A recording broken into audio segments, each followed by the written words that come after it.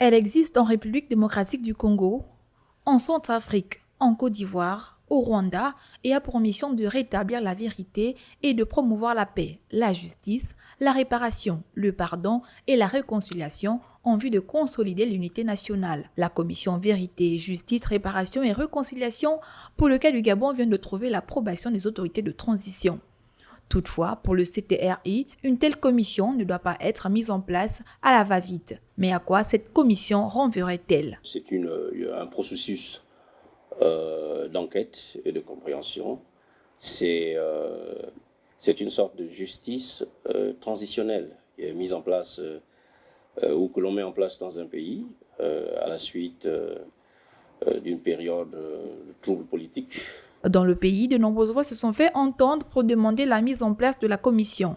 En quoi l'adoption d'une telle commission serait-elle nécessaire pour le pays? Eh bien, elle est nécessaire parce que pour regarder de l'avant, il faut d'abord revenir sur ce qui s'est passé. Il faut que la société puisse se réconcilier avec elle-même, puisque quand on parle de troubles politiques, on parle de violence. On suppose que ce sont des citoyens contre des citoyens, ce qui crée des blessures profondes.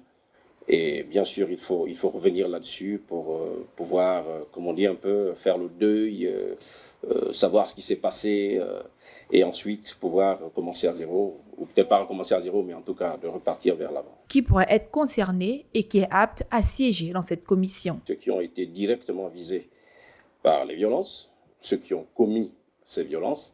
Ensuite, ça c'est ceux qui ont directement été, mais il y a aussi le reste de la population qui a assisté, qui a gardé aussi des séquelles de cela. Disons par exemple en Côte d'Ivoire, je pense que c'est Charles Konan Banny qu'on avait demandé de prendre donc la tête par exemple de la commission. Ça peut être, à cela on peut ajouter des membres par exemple de la société civile, on peut ajouter la diaspora, même les ressortissants étrangers qui vivent sur place. Donc tout est décidé en consensus en fonction de ce que décide ou en fonction de ce que la population trouvera comme étant des personnes qui sont à même de conduire cette commission-là. Puisque la transition est censée durer 2 ans, sera-t-elle à même de mettre en place un tel processus?